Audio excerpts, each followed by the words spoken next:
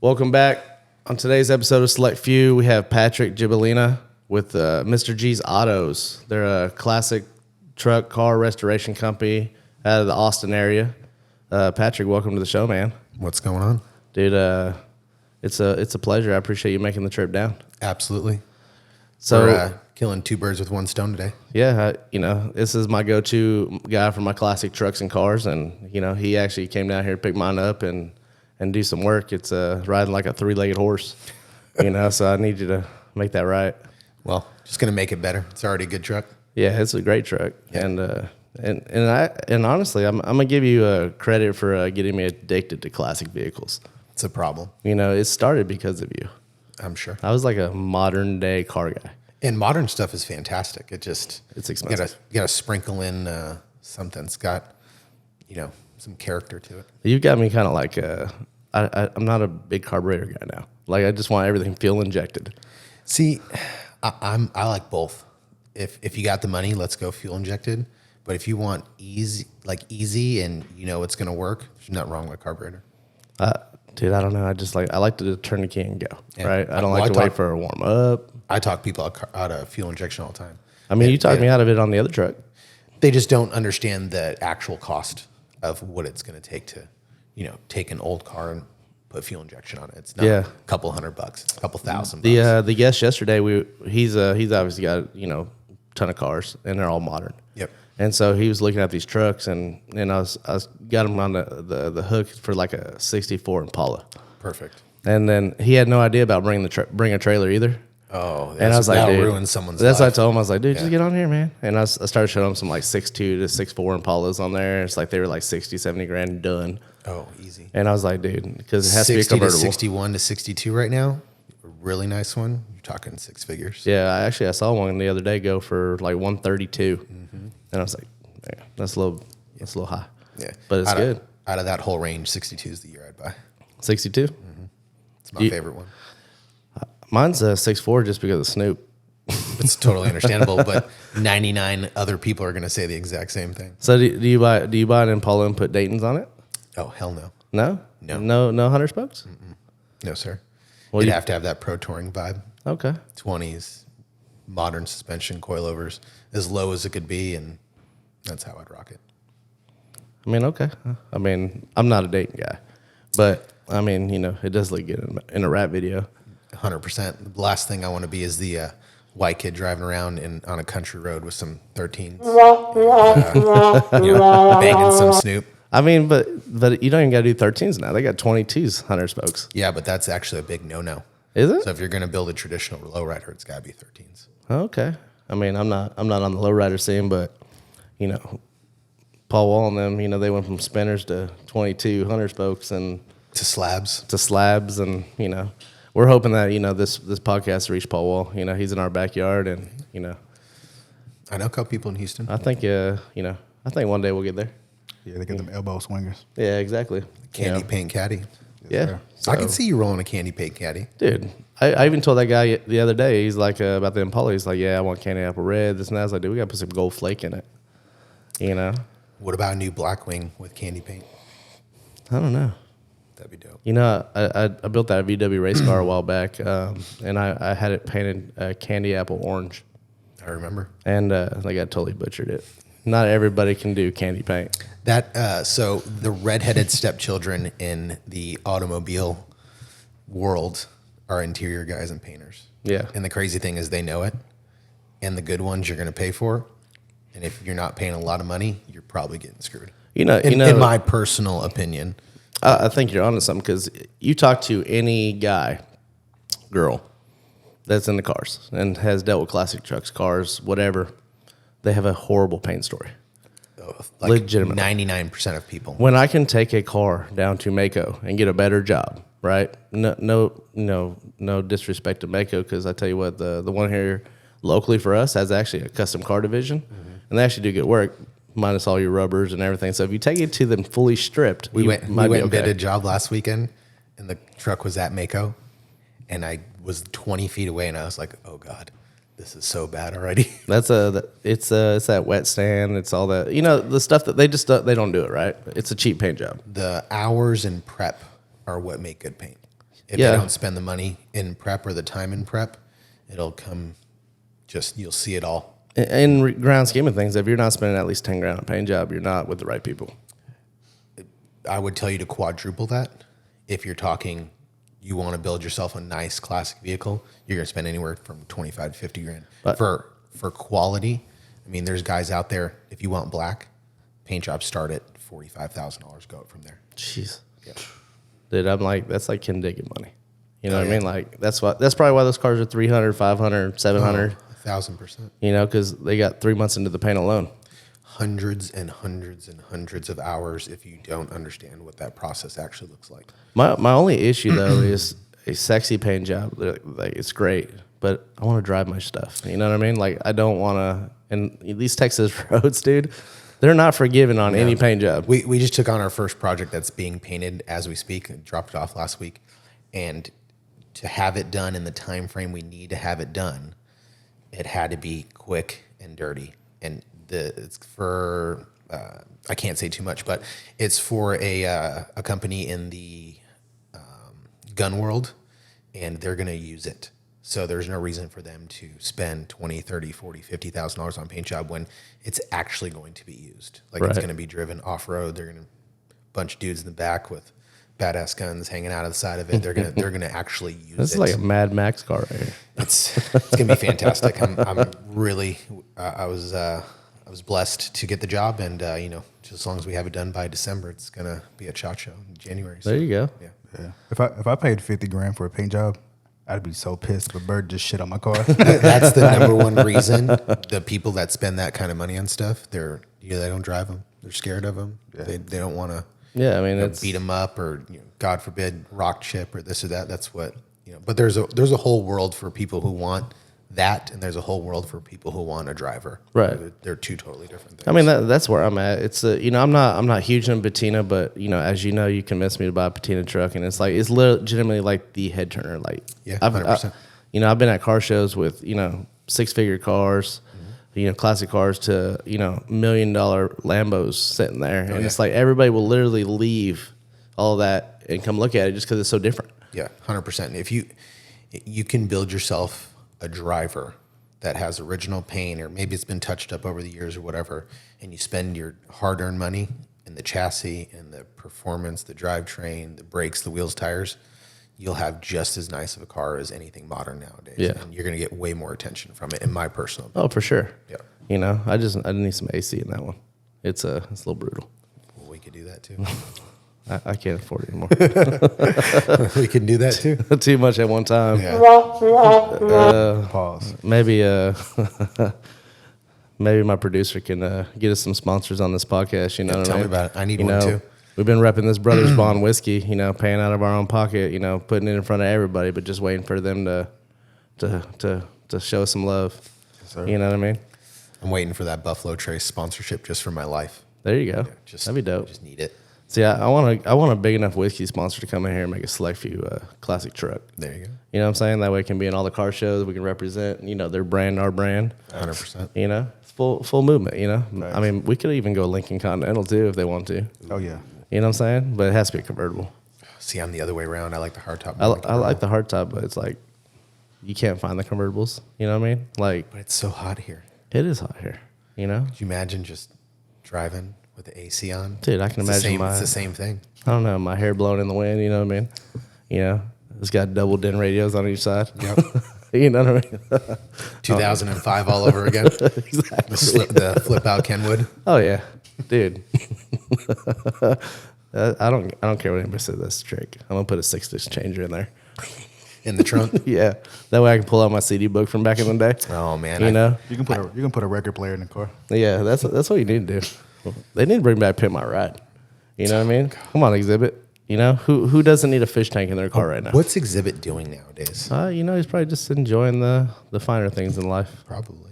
It's They hard to made say. one hell of a run at it. That's for damn sure. Dude, it was a successful show, but dude, the poor people that got their cars flipped, right? The shitbox Honda that now looks really pretty and over the top, still has the same, 300,000 mile motor that's barely functional. gonna have to save my opinion, and I'm gonna have to quit drinking if we're gonna keep talking about stuff like this. Hurt some feelings. So I would like to take it back. Let's talk about who you are. Like, so you grew up in Las Vegas? Grew up in Las Vegas. Moved there when I was 4 years old. 4 years old from where? Chicago. Chicago. Yep. Okay. The suburbs of Chicago. Iraq. Dude, Chirac to Vegas. It's, Yeah. that's about the same. I mean, it's a different type of problem. It's not Nowadays, it's not the place it used to be. No, it's not. I was telling one of our guests the other day, I will not. We made a decision a long time ago. We'll never raise our children in Las Vegas. Even though I'm from Las Vegas, Yeah. like I couldn't because I got in so much trouble. I mean, kids aren't on my radar anytime soon, but that's probably the last place out of a select other few places that I probably would not raise kids. Yeah, Yeah. There's just like few places on that. Yeah. Any Democrat run city, not happening. I mean, didn't they just get a Republican? I don't know. I don't even know how. I'm staying out of that one. No comment. I'm staying out of that one. Shout out to my people in Vegas. Yeah. And we know some good people in Vegas. We really do. It's what's really funny about Las Vegas is you tell somebody like, yeah, I was born in Vegas or I lived in Vegas, like they're like stunned that people live there. But you never lived there, right? No, I did. I was there until I was 11 years old. Okay, that's right. Yeah, so I was born there and then stayed till I was 11. Then I ended up in Europe. Yep. And Then you went to Arizona. and then Arizona Then after here. high school. Yeah, and then here. Yeah. Yeah, so it's Yeah. So 4 years old, moved to Vegas. okay. Mom and dad wanted to get out of the winters. Didn't want to deal with snow anymore. Dad's idea to move to Vegas, so we moved to Vegas. So from 4 to 28, I lived in Las Vegas, Las Vegas, and then now the Austin area. north of Austin. Yep. Okay, so what made you leave Vegas? Your cousin. Okay, Yeah. shout out to my cousin. Yeah. So if anyone doesn't know, You Walter's favorite cousin. So as she's been dubbed, sorry, all my other cousins. There's a lot of them too. so I had a good friend that lived in the Austin area, came to visit. My wife Valerie loved it here. She is in the hair industry. There's a couple other classes coming available, so she came back for another class, and she's like, "Hey, I could see us moving here." And I was like, I at that time was in a business for like 4 or 5 years, very comfortable, doing well, and I was like, "Man, I don't know if I want to move to Texas. Like, I like it there; it's cool, but we have everything in Las Vegas. All of our friends are here. We got a house here. My parents are here." At that time, our grandmothers were alive, and we were both very close with our grandmothers. And we kind of made the decision, like, hey, if something ever happened with like family, like potentially we would move, or if the right opportunity came up. And I think we sat on it for about 6 to 10 months, and then Val's grandma got sick, passed, and then my grandmother got sick, and she passed December 3rd, and we had moved she had moved in October. We drove out here on Halloween. She moved. She got a job at a really nice salon, and then my grandmother was battling cancer and lost. And I drove out the day after Thanksgiving, and she passed a couple days later. So that's what brought us out to Texas. My wife loved it here, wanted to move. We came and saw you one time, and then drove down to Austin, and just had a feeling that we really liked it here. We just were unsure of taking that gigantic step. I mean, that's scary. Yeah, 100%. I mean, because even like me, right? I look at like my siblings that are, Vegas-ians, you know what I mean? Like they're born, raised, never left. Yeah, 100%. And I'm like, why don't y'all go do something different? You know what I mean? I think, one of them is always never there. Yeah. So, and then the other one, I don't know. You think he'll stay long term? I mean, I don't know. He's got his life set on Reno after retirement. You know what I mean? But it's like the other one's never leaving. I've talked to him. I was like, dude, you gotta like try something new. Yeah. Especially when you retire, like you could literally go anywhere. I see the Nevada. As you get older, you think about property taxes. You think about how far your money is going to go, and I don't want to make it seem like I'm old. I'm 36, but I like to think about the future constantly. And Texas is an amazing place to live, but shoot, if you got yourself a nice house here, especially down in the Austin area, you want to spend $20,000 a year on property taxes, and where can you go to make that money live a little longer? Or I mean, stretch a little bit further. I mean, don't get me wrong, I love it here. I plan on spending the next 20 years of my life here. But there's other places out there that are, definitely on my radar. I would move to. Yeah, I mean, there's some cost of it. I mean, hell, even like my wife, she's loves Arizona, born and raised, and she'll go back in a heartbeat. And their property tax are 0.5%. Oh yeah. Versus here we're at like 2.5%. Yeah, or 3% or 3.5%. Yeah, dude, it's that's the biggest drawback for Texas, right? 100%. And I mean, probably the main drawback for me is because it doesn't matter. I'm looking at some of these guys that I know that they live in $2 and $3 million houses. Dude, they're paying $150,000, $200,000 a year in taxes. Oh, it's crazy. And I'm like, dude, your tax bill is more than most people. Does the state tax like equal that out? I know in Arizona. No, you'd be better off paying state tax. Yeah, in Nevada, same thing, zero. What's it called income tax? Yeah, I mean, there's no state income tax there, and it's like you could literally have a $3,000 a year tax bill on a $2 million house. The house we just sold last year was my grandmother's, and it was $500,000 house, $450,000 house, and the tax bill on that house every year was $1,800. Oh yeah. I mean, it's the average property here at $1 million.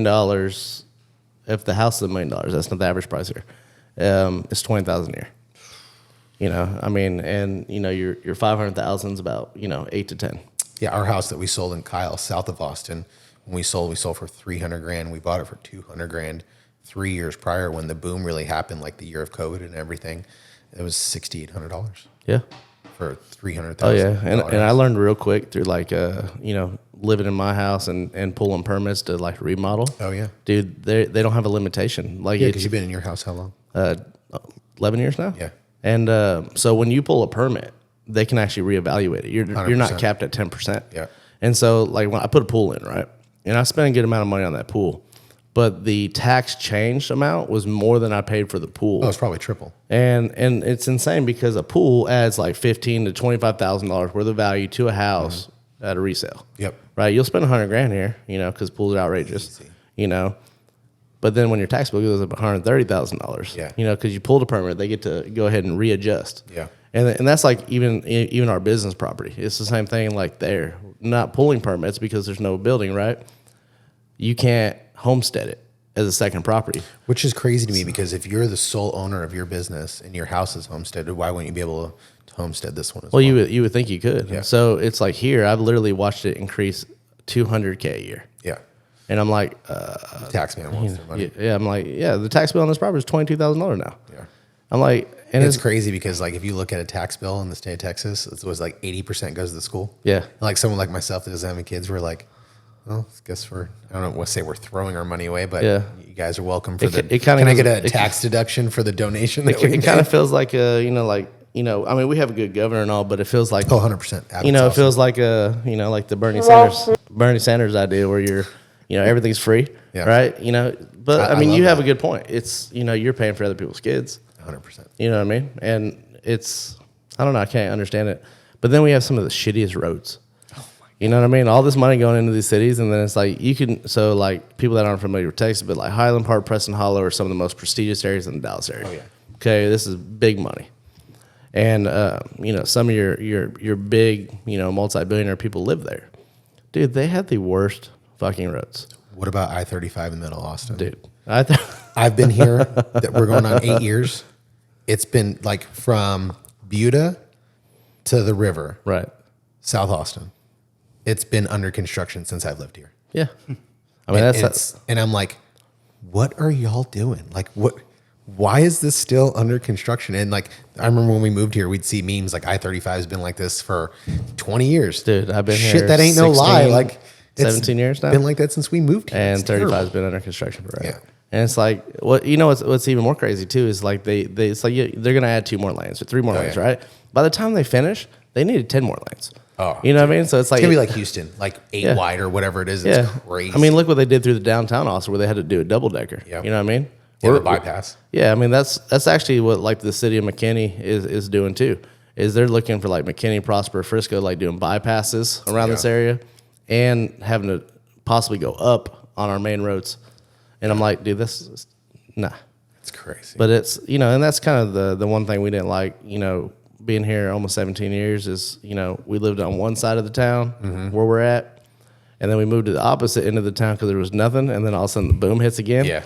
And I'm like, dude, I'm like landlocked with a whole lot of people. Me and my wife talk about that all the time because we lived south of Austin for the first 5 years. Yeah. And the last 2 years we've been north of Austin. And it has its extreme differences. Like, and there'll be people that are like, oh, we're only southeast, or we're only, we'll only live north or whatever. Yeah. There's an extreme difference, like between the type of people and then anywhere you go in Texas. I mean, people come here and are moving in droves. We have the nicest people in the world. That's just like a South thing. Sure. But there is an extreme difference. I'm sure it's the same thing in Dallas. I've never lived in Dallas, but I'm sure there's like one side of Dallas, this is like a specific way, and another side of Dallas is a specific way. Like that cut at the river in Austin, it is definitely different from south to north. It's like completely different. Yeah, it's Texas is just different, man. Yeah. It's like its own country. I love it. Don't get me wrong, but there's certain infrastructure things that need adjustments. 1,000%. You know what I mean? And so I want to go back. So Vegas to Austin. Yep. So what were you doing? You moved to Austin. What kind of work were you doing? So I was an insurance agent. Okay. Licensed insurance agent, almost 10 years. I worked for AAA Insurance in Las Vegas. Worked in an office of 4 or 5 different agents. Loved it. And when I moved here, took that same job. Did almost kind of like a transfer, but they had different sub-owners. So AAA is a nationwide company, but I don't want to call them franchise, but they have separate owners per the state that you're in. So Southern California actually owned the Texas market, and Northern California actually owned the Nevada market. So I actually had to like re-interview and everything else. But that was an easy transition. And then I had to do their training deal. So I went 3 months of training, then got stationed in an office in South Austin. I was there for almost 2 years before I made the change. I made the change to Liberty Mutual, helped launch their at-home program before COVID. So it was like end of 2018. I think I started in like September, October. And we were piloting the work at home program. So you're still an insurance agent working at home, just taking inbound calls all day long. Yeah. And I did that for almost 3 years and absolutely loved it. The year of COVID, never made more money in my life, just because you could work unlimited hours. Like they didn't care. The inbound calls we were getting, because people were so scared of what was to come. People were switching insurance. They want to save money, all this stuff. So, I mean, it was amazing. Well, I'm sure. I never thought about that until you brought it up. I'm like, people are stuck at home, right? They have nothing better to do with their time 100%. But to start really looking at life. Yeah. Like you could work from 8 a.m. to 8 p.m. if you wanted to. Yeah. And since I was stuck at home and my wife was a hairdresser, they closed everything down. Yeah. She had 3 months where she didn't work. And I was like, well, if you're going to be off for 3 months, like I'm just going to, work till as much as I can. Right. Like, I'd rather work and we saw what we were making that year, like kind of before COVID happened. And we were like January, February, I was like, man, the goals they set this year weren't very conducive for the actual company. Right. So I was like, I'm just going to work like a crazy person. Yeah. So go back to that. I was going to become like a working crazy person.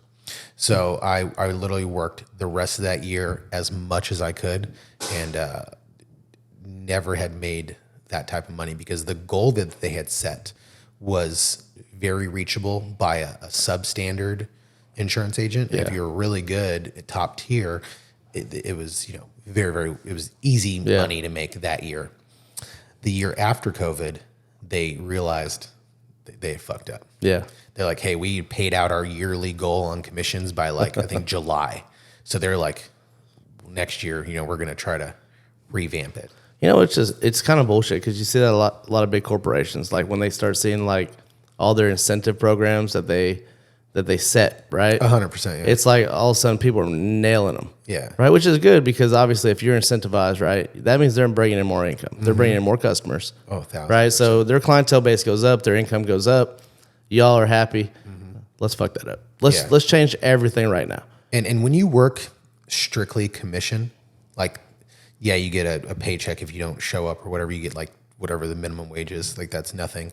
But when you're incentivized and you work commission only, that I did for almost 10 years, you're responsible for your own paycheck. And if you tell me, and I can truly see that like it's not, there's no cap this year, I'm going to work 7 days a week if I can. Yeah. I'm going to do whatever whatever I can do to make as much money as possible. If you're saying, hey, the floodgates open, let's do it. I'm not, foot's on the gas the whole time. And then when 21 came around, they're like, hey guys, new incentive plan. And we saw the numbers. We were like, Hold my beer. we're gonna not make any money this year, or not make like what we made the year before. What was your biggest month you had that year? Probably close to 20 grand. And then, but like, so we had like I forget, I don't want to explain it wrong, but we had a tiered system. So you had like a bottom tier all the way to the top tier. And however many policies you sold, they counted them as like one. Or they like, if you sold like a renter's policy, like a half a point. So it was all judged off a point scale. And it was like we had this thing called the Century Club or the Crown Club or something like that. If you sold over 100 policies like a month, you were a big deal. You were doing well. You were top echelon.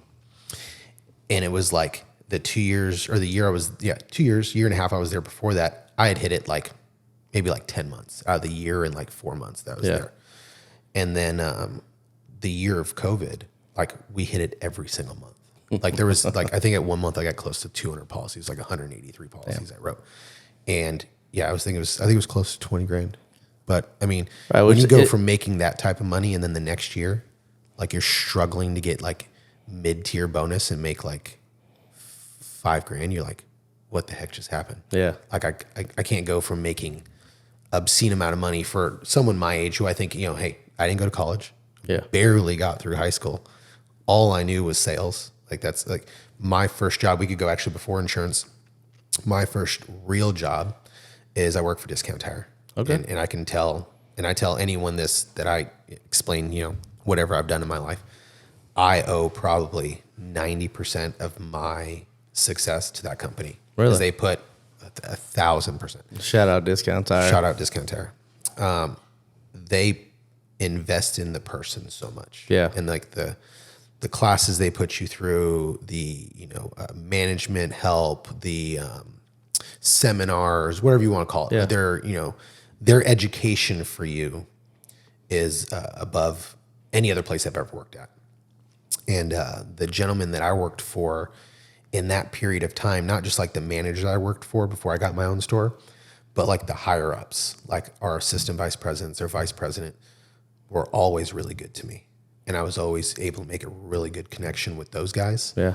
So I learned very quickly, and I saw like the managers that I worked for, what they were doing to be successful, and that's what I wanted. So I don't know if this is still true or not.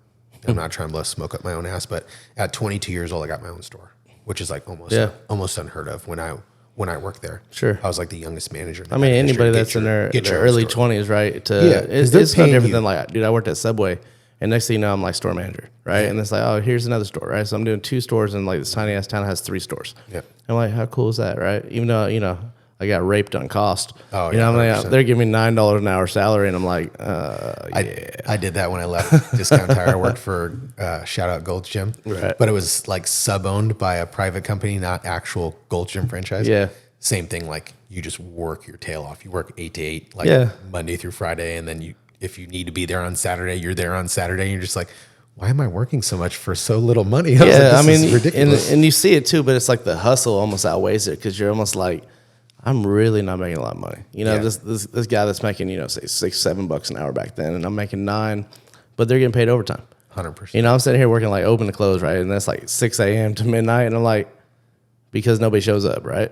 And it's like, I was kind of dumb, but I learned that lesson too, like continuing on through all my careers. Dude, I got taken advantage of.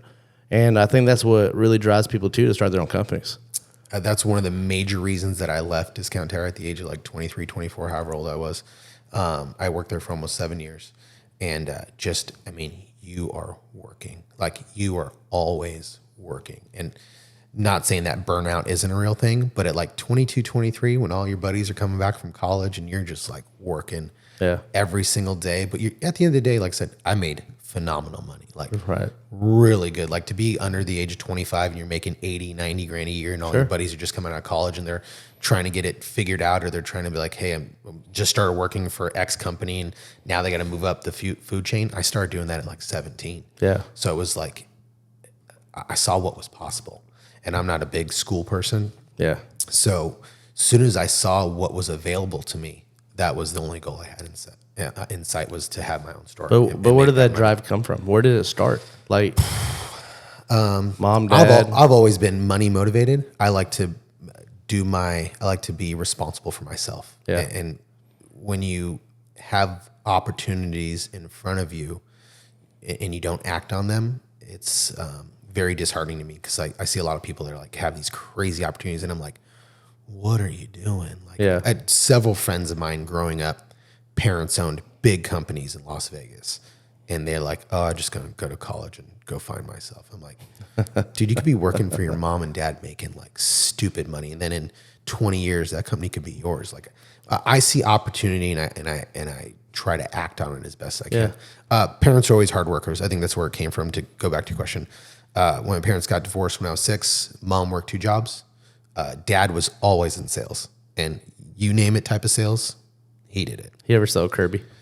What the heck is Kirby? Kirby vacuums. Oh, you no. know, the I people don't that think went door to door, like, let me. I'd have to ask him if he let ever me, sold let me, vacuums. let me I doubt clean it. like one patch of carpet, right? And then you're frustrated because like one, you find out you can't afford the Kirby, right? But then you have the cleanest fucking square of carpet, and you're like, my household vacuum's not going to clean it better than that.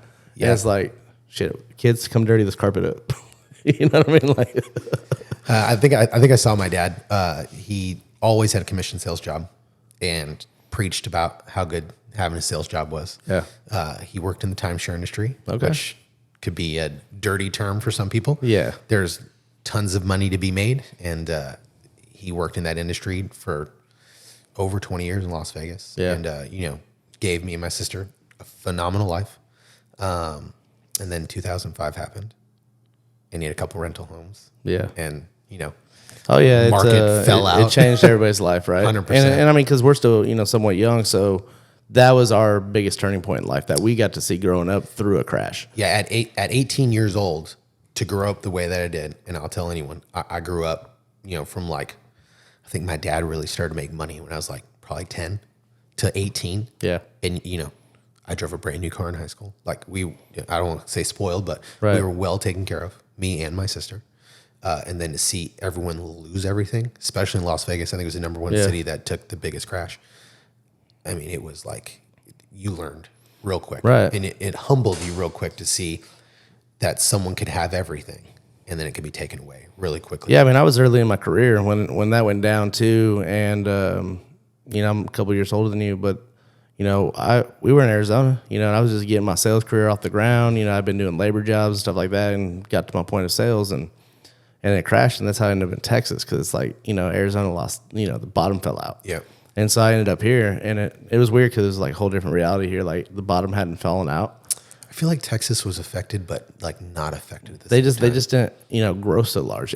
Like we're having the effect now. Like the rest of the world is like booming in a sense, but since California keeps screwing up policies and their political structure shit. Yeah. All their businesses are leaving there to Texas. So what is that doing to Texas? It's inflating our entire economy. So I fear like if we do tank again, we will actually be a part of that. Well, if you look at the rising home prices in the last 3 years, Yeah. they've either doubled or tripled, especially in the Austin market. And I could speak to this, being in the insurance industry. I get phone calls, and whenever I'd get local calls, because I was licensed in like 46 states, so I'd get Texas calls, but very randomly. And I remember I had this doctor who called. She's like, I can't remember if it was he or she, but she's like, yeah, we're moving down from Chicago. I got this crazy offer to become a surgeon at this hospital, and this is the house I'm buying. Just give me the address. I'm like looking it up. I'm like, this is like a $500,000 house. Yeah. She's paying like 1.2 million for it. I'm like, what the heck? And I like look up the address. I'm like, my buddy lives right down the street, and he paid like $400,000 for his house. Oh, yeah. 2 years ago. Oh, you're, dude. you're telling me you're going to pay 1.2? It's like, Yeah. this is wild. And same thing in Vegas. Like we had that big boom back in the day, and then the last 3 years, like my grandmother's house we sold last year, she paid $120,000 for it. Yeah. It sold for $420 something. Dude, And if I would have listed like 3 weeks prior, it probably would have sold close to $500,000. dude, it's insane. And then what really sucked in my vantage point was when the market crashed, it created so much potential wealth.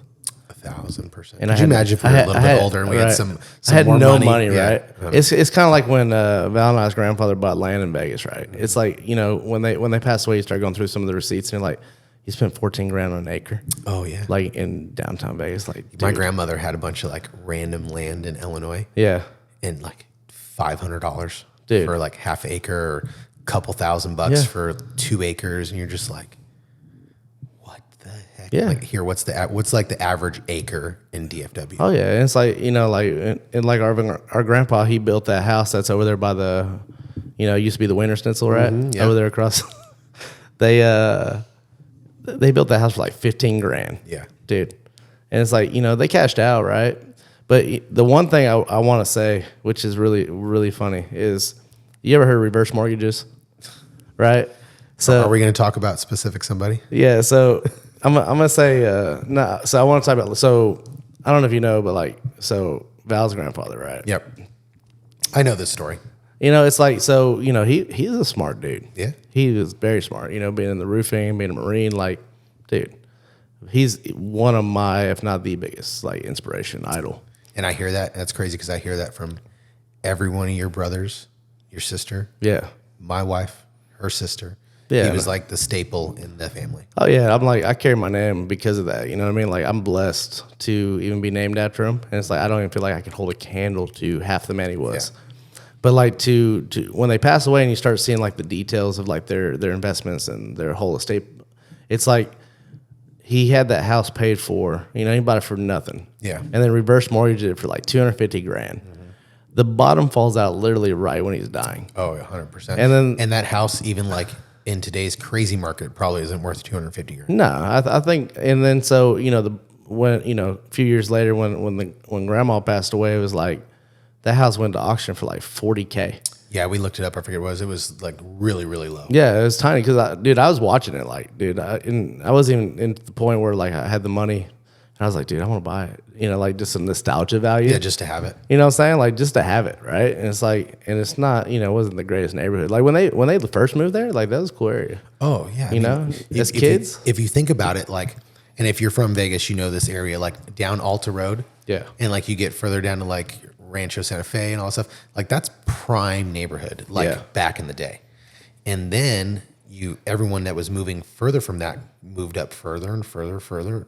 And it's like, that was like the super nice neighborhood. Yeah.